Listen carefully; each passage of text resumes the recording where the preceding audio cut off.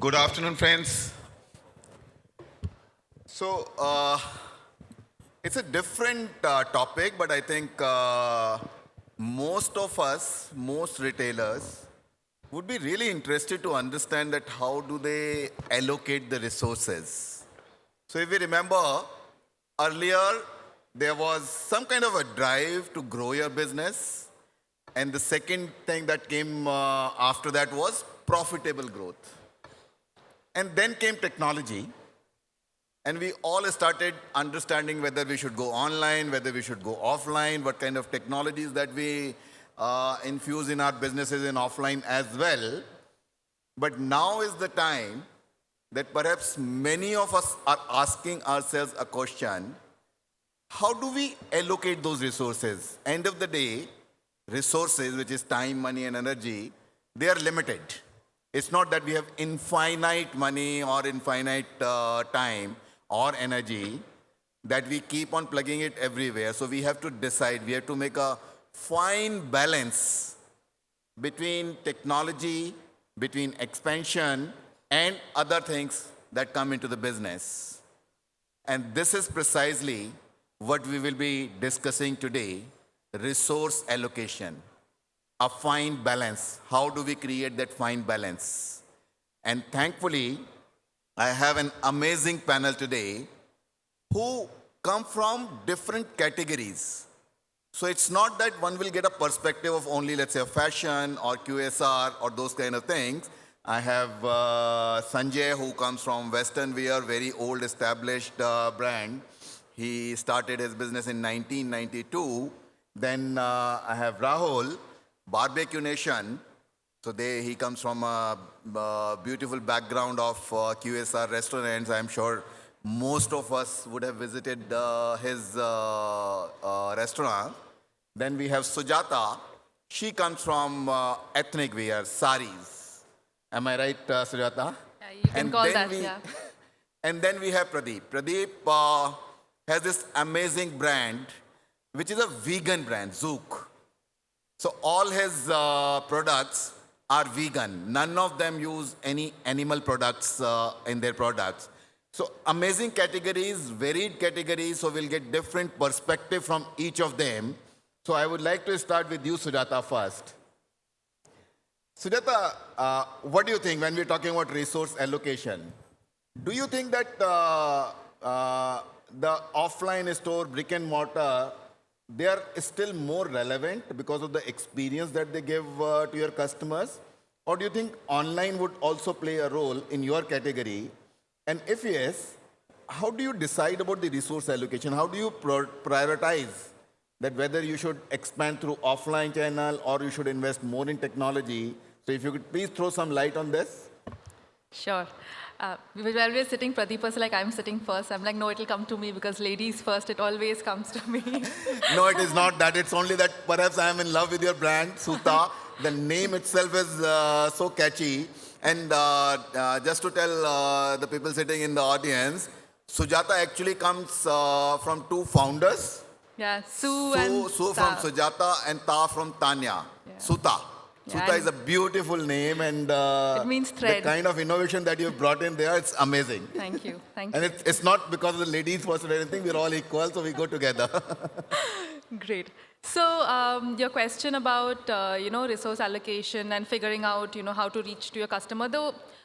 So we keep it very simple. How are you reaching the customer from every side? So we started online. So Suta started in 2016, and we are an online brand. Last year is when we started opening our stores, and it's been just a couple of months for few stores as well. So we have 10 stores now, and in major cities.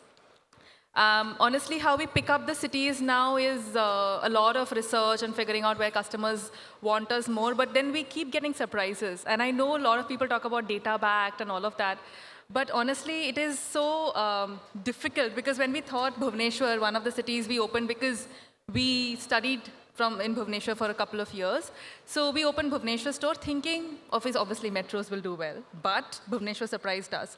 So honestly, there are so many surprises which will come along the way when you are figuring out where to allocate resource because you're trying to reach customers from every direction, be it online, showing ads, making sure that ads are visible. Then, okay, when they're passing by that road, maybe they see a store and stop by.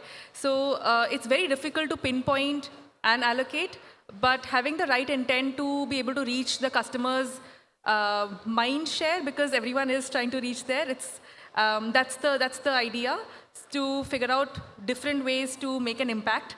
So whenever either they are in a store, they'll remember, oh, that ad, and let me go buy the sari. Or if they are online, they would say, oh, let me go to the store and see if there's something new. It's important. Apart from that, spending money, making sure you're an omni-channel, tech-wise you're sorted, that customers, if you're an online brand as well as a physical brand, then customer has a seamless experience. They don't think that you are different here and different there. As you scale, that becomes the most critical thing. And I think tech comes in there when you try to make everything very, very smooth. So. But when do you have to prioritize that, whether you have to invest behind technology and online, or versus opening a physical store? What would you prefer, and how would you decide? Like you said, it's very difficult, but you still have to decide. You have to take the decision. So suppose if the resources are limited, and which are limited for any business, how would you decide that what should be given the priority? Every day this is a fight. This is literally a fight, figuring out where should the money be going now. Honestly, the biggest ones, right? The marketing and tech, these are two biggest, I think, what I'd put it there, because apart from that, the figuring out which product should reach which territory and all of that, it's something that, of course, inventory sorting has to happen. But then the call is dependent on a lot of factors, basically, which is making more profits. For us, the AOV in stores are very high. I'm sure for a lot of brands I've spoken to a lot of D2C brands, that average order values for stores are pretty high.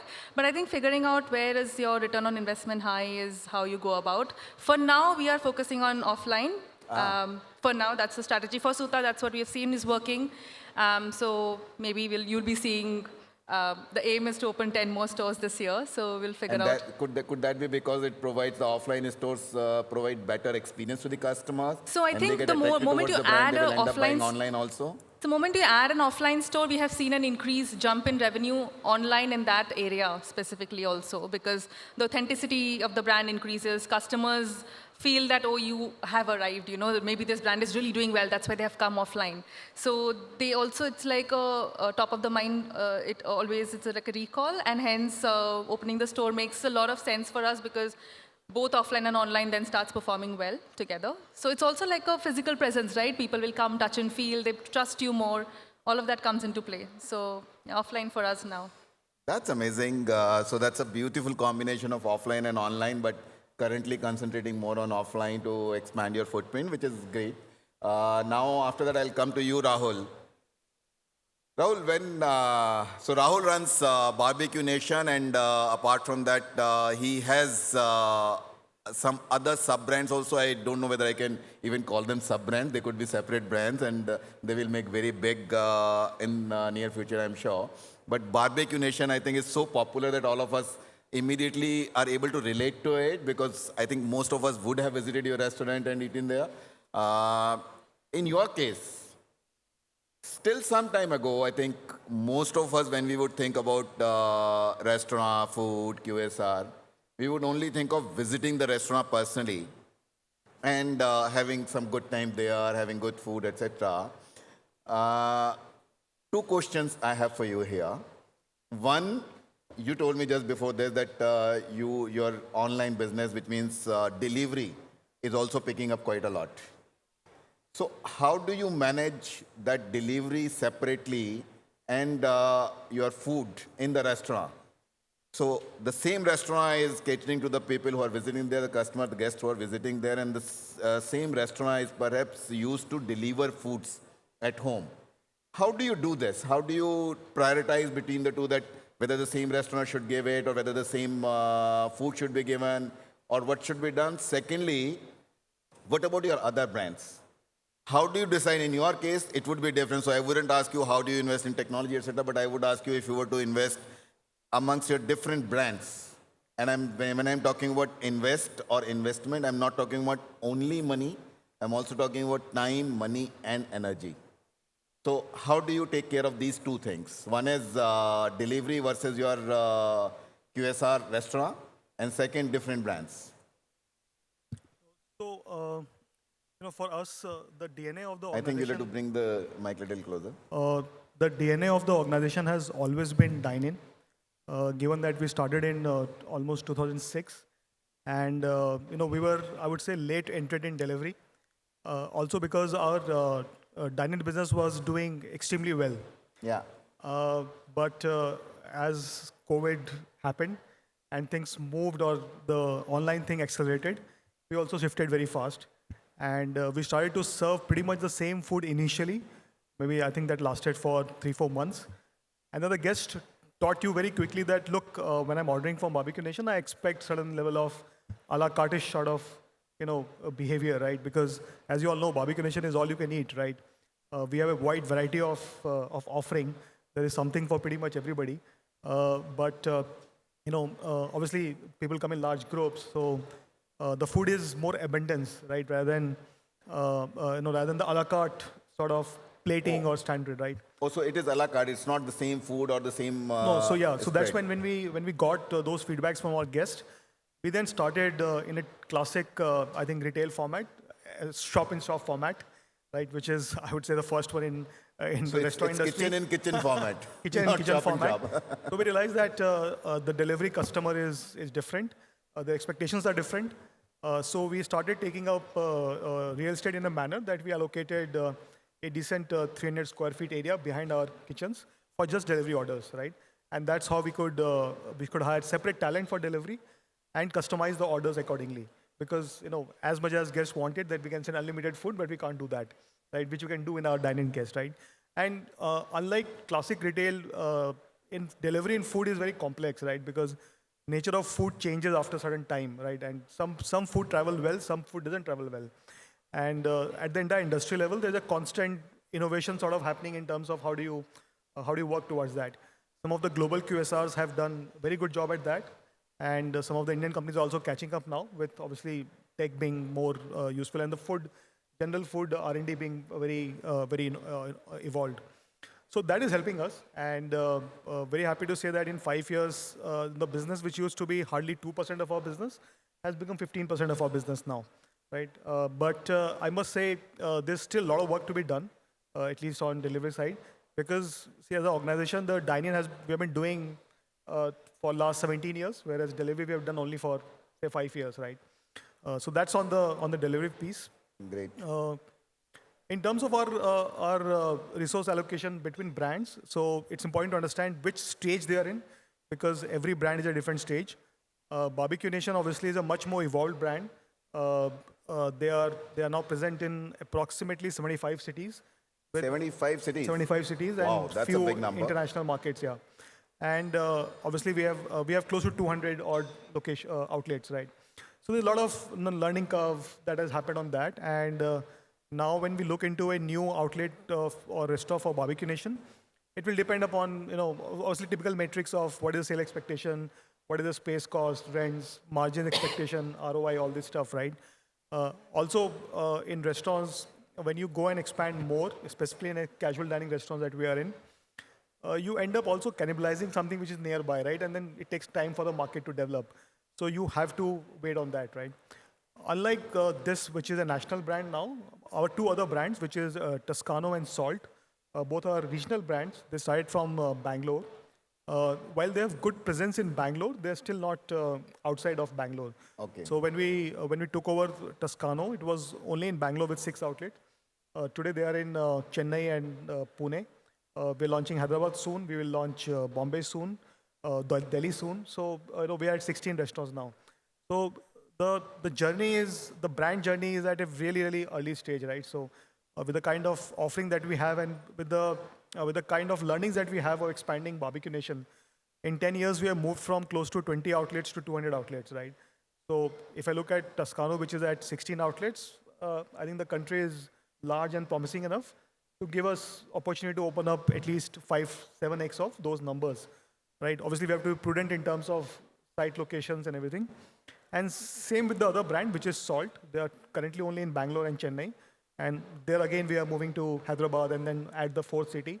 I think the journey with Barbeque Nation also has been, we were the first one to reach that scale in India. Apart from global QSRs, nobody had reached that scale as an Indian brand, right? So there are a lot of learnings that we have to do ourselves, build a lot of back-end system processes. At the end of it, we all know that, more than retail, the number of manpower that I have in each of the outlets are very high, right?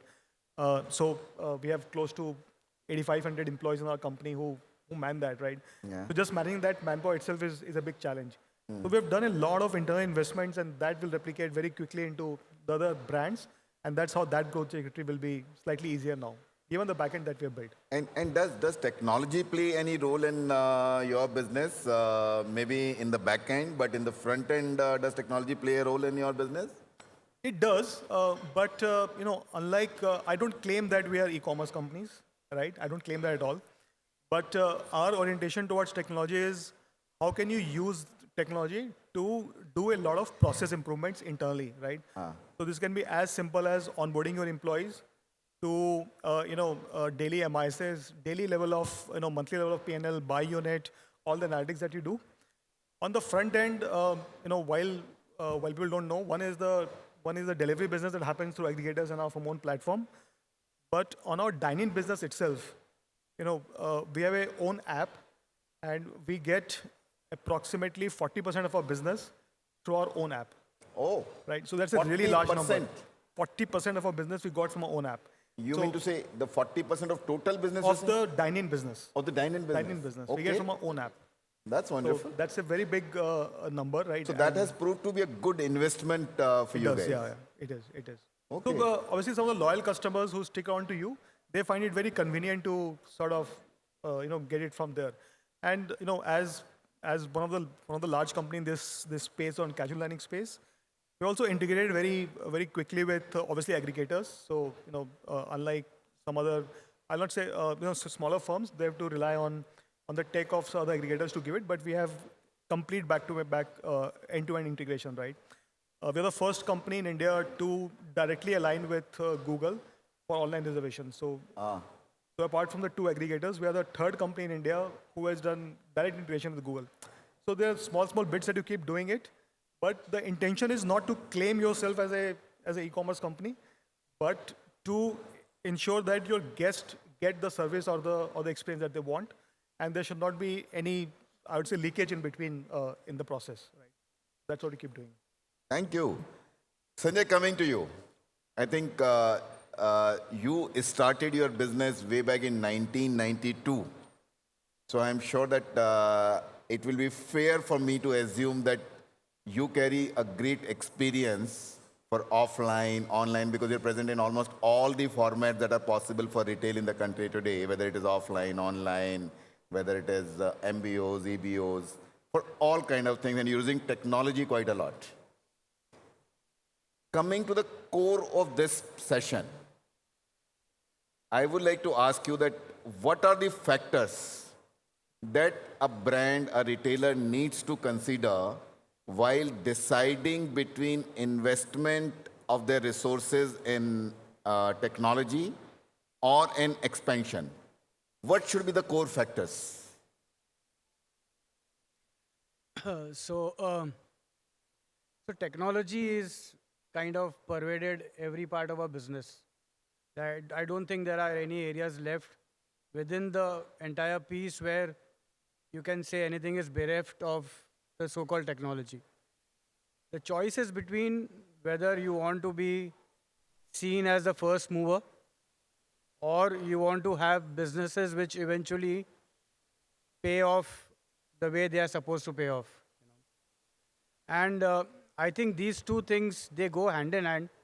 Expansion of business, expansion of retail, deploying technology so that the retail works for you, the back end works for you, is something which is not it's not something that it's not one or the other. I feel it's both very important. And depending on the time and the season and the atmosphere that we are in or the environment that we are in right now, I think that eventually will decide where does your buck actually get diverted to. if I have to probably put an analogy in place where the current situation and the current atmosphere that we find our industry in as we speak, it's a bit challenged. And so at this point of time, it makes more sense that every person walking into your store needs to be attended to, and a loss of sale is the biggest crime that anybody can commit. And to that effect, if you have to use technology or employ more technology to ensure that that sale drop or that leakage doesn't happen, that becomes very paramount in today's time and space. I would probably not open 2 stores today and would want to deploy my money, my efforts, my resources on building the infra or in building the ability for me to service my existing consumer base best. Ah. And so if I have to move this and move to an environment which is what probably it was 1.5 years back, the momentum was so much in our favor that at that point of time, if I would have taken a breather, I would have lost a lot of momentum myself. And so it's again it's a very opportune conversation and a decision that we need to actually make. And it depends on a lot of external and internal circumstances and factors as well. So a short answer to this, Rajesh, would be both of them are important, but some of them could be very important at any one particular time versus the other. And I think that's probably where I would. No, I completely agree with you. I don't think one is trying to underestimate the importance of either of these two things. Both are equally important. Both have to grow. What we are currently debating here is that in case we want to prioritize, in case we need to prioritize, then what would be the first priority? But you rightly said that you perhaps can't prioritize. It depends upon several factors. It's not dependent upon one factor. So I completely agree and completely buy what you're saying, and I have the same thoughts on that. I'll come back to you later if the time permits, but before that, I would like to ask you, Pradeep. Pradeep, we have talked about offline retail, where Sujata is expanding more through offline retail. Then we've talked about QSR, we've talked about how to prioritize or whether to prioritize between technology and expansion. With you, I wouldn't ask you about the expansion. You are a vegan brand. That in itself brings a certain degree of importance. It attracts people, especially the current generation that we have, the Gen Z and the millennials. They're very, very interested in these kind of products which are vegan, which don't use animal products. You have also recently signed Sara Ali Khan as your brand ambassador. So that means you're investing heavily behind marketing. In your view, what should be the factor when you invest behind so much of marketing? And does it come at a cost where you could have expanded your footprint? Or it doesn't come in the way of expansion and this is a separate thing and that's a separate thing and they complement each other? So what is your strategy for marketing and expansion both? Sure. So I think firstly, a consumer brand in my lens is built on 5 things. Right? You have products, you have distribution, you have brand, you have team, and you have capital with ability to deploy it in a capital efficient manner. So I think of a business in these 5 things. Right? Wonderful. At any point, if you are over-invested in product, under-invested in brand, have subscale distribution, no team, and very less capital, then you're not going to succeed even if you have sort of the best product, right? So as a lot of people have said, and you'll continuously keep hearing this for years and years, the best product need not necessarily win. But all of these factors need to be in at a certain level, right? So you can't be 100 out of 100 in one and 1 out of 100 in few and something in 50 out of 100. I think you're better off if you are 30 out of 100 in all of these. Yeah. Right? So at least that's how we look at it, right? Which means that while in brand we might invest in signing somebody whom we think is a great extension of the brand itself in Sara, doesn't mean we don't invest in product, doesn't mean we don't invest in distribution, doesn't mean we don't invest in team. So I think that's the first lens, which is to say, do I over-invest in one or the other? I think you have to equally invest in all, right? And second also is, I think the biggest resource which is constrained is actually, in my view, sort of leadership bandwidth, right? And I'd be too naive to say only founder bandwidth. I think it's actually beyond us. Right? Beyond founders, I think it's the management team's bandwidth, which is even more critical than us. So if bandwidth is the constraint, and you, I mean, Rahul comes from a background prior to Barbeque Nation where capital wasn't really a constraint. And many times, I'm sure at his board level, he would say, capital deploy karo, but kahan karna hai, let's talk about that more, right? So while many companies think capital is a constraint, and it is, I mean, we've been bootstrapped for 4 years before we took in sort of external capital, so we understand that. But I think beyond that, it's actually management team bandwidth, which is the constraint. And in that sense, when you deploy it around in terms of resources, I think it's better to deploy all of these in all of these levels versus going overboard in one and underboard in the other. And that is where, for us, if we are decently well entrenched in D2C or decently well entrenched now in marketplaces, then we felt that doing a bit more in brand marketing was critical, right? And hence we did that investment in marketing.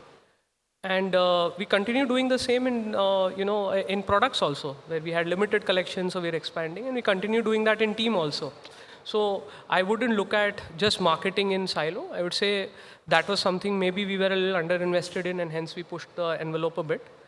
So that is specifically on how to sort of allocate across sort of all the 5 buckets. And then, of course, I mean, when it comes to, and we were discussing this backstage as well in terms of how do you look at the art and science of signing a brand ambassador? I think that is a very different one. We're definitely not the experts at that. We're happy with what we did, to be honest. But I think there are brands like Boat who've done 18 such investments in their journey, and they're far better. And you'll find a lot more like Manyavars who, have the sort of ability to do Virat and Anushka at the same time, and go with the Ranveer and all of that. So I think we are still learning, but that's an investment we thought we would make. And even in that, I think over a period of time at a certain scale, one has an impact on the other. Right? So if we had a brand ambassador maybe 4 years back and we were only selling through our own website, I think our ROI will be very poor. If we invest in something like this 3 years down the line, where we are also maybe 1/10 the size of what Barbeque Nation is, or where Suta will be next year, then maybe the ROI on that investment will be even better, because today there are only certain channels where we are available at. So, I mean, that's how we sort of look at it. And it's interesting, just one last thing on that is, there are companies in the same category that have signed brand ambassadors, and one thing has worked very well and one thing has not worked well for the same person, right? So there is Amitabh Bachchan ji and ICICI Bank and now IDFC who sort of hit it out of the park, and there are others with the same person, similar stature, but distribution was not there, and hence it didn't give as much ROI. Wonderful. So I think the entire panel, including me, we all agree that you have to maintain a fine balance between technology and expansion. However, I think this panel needs to be given some tough questions here. We have very limited time available. So now I'll ask you a very quick answer from each one of you.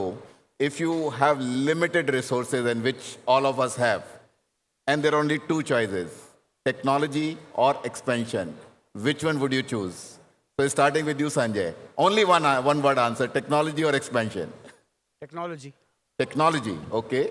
Rahul? Technology. You also technology, okay. At this stage, I would say expansion. That's the one, okay. Expansion. Expansion. Oh, so we have a tie here. 2 technology, 2 expansion. Wonderful. So now we have very limited time, although I have a lot of questions to ask from you guys. What is your These guys answer? are already Yeah. expanded, like, they are big, they've already I'm waiting for expanded, his so maybe answer. that's why I want to- Rajesh, you are the 5th guy. You need to Yeah, tell you're the us. tiebreaker. I am here to make a balance between everything. tie- so tiebreaker. I said it's a tie. So you'll have to pick one, and it has to be one word. Okay, so I will be a little diplomatic. I'll give you a little diplomatic answer here. I'll say expansion assisted by technology. So in our college, they used to say, Mod is God, which is moderator is God. So they can break all the rules. So that's okay. No, that's not the case. But anyway, so if I were to choose between the two, I think technology anyway is necessity, and we're not talking about any big technology.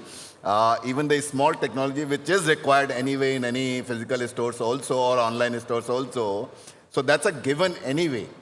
So if I were to choose between technology and expansion, I would say expansion. Does that make it clear now? Yeah. Okay, very limited time. Any question from the audience to any of the panelists? Any questions? No questions? Great. Everybody is clear that it should be expansion or technology, or it should be expansion assisted by technology? Wonderful. You guys have really explained it so well that nobody wants to ask any question. Thank you very much, guys. Thanks a lot. And our time is also up. Thank you. Thank so you. much. Thanks a lot to all of you. You've been wonderful audience. Thank you.